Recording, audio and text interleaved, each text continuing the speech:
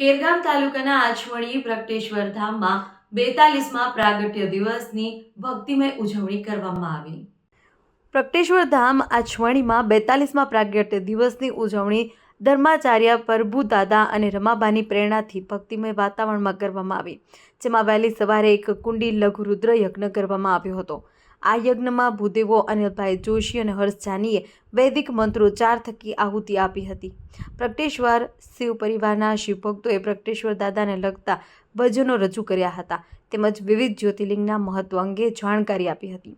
મહિલા મંડળની બહેનોએ ગરબો તેમજ રમાબા કન્યા છાત્રાલયની વિદ્યાર્થિનીઓએ પ્રાર્થના, સ્વાગત ગીત અને ગરબો રજૂ કર્યો હતો। શિવભક્તોએ મંદિરને ફૂલોથી શણગારી તેની શોભા વધારી હતી। પ્રગટેશ્વર સેવા સમિતિ યુવા પ્રમુખ અપ્પુભાઈ પટેલની રાહબરી હેઠળ દમણથી 60 જેટલા શિવભક્તો ધર્મધજા લઈ પગપાળા દમણથી પ્રગટેશ્વર ધામ આચમણી આવ્યા હતા અને મંદિરના શિખરે ધજા ચડાવી હતી। પ્રભુદાદાએ આશીર્વચન પાઠવતા જણાવ્યું હતું કે કોઈ પણ વ્યક્તિના જીવનમાં ભગવાનની ઈચ્છા પ્રમાણે થાય છે। હું તો માત્ર નિમિત્ત માત્ર છું। દેશના જ્યોતિર્લિંગના દર્શન કરવાથી જ નહીં, તેનું માત્ર નામ લેવાથી પણ પાપ બળીને ભસ્મ થઈ જાય છે। પ્રાગટ્ય દિન નિમિત્તે આપણે ભાગવત કથા કરી, જેમાં સૌ શિવ પરિવારે ખૂબ જ ઉત્સાહભેર ભાગ લીધો હતો।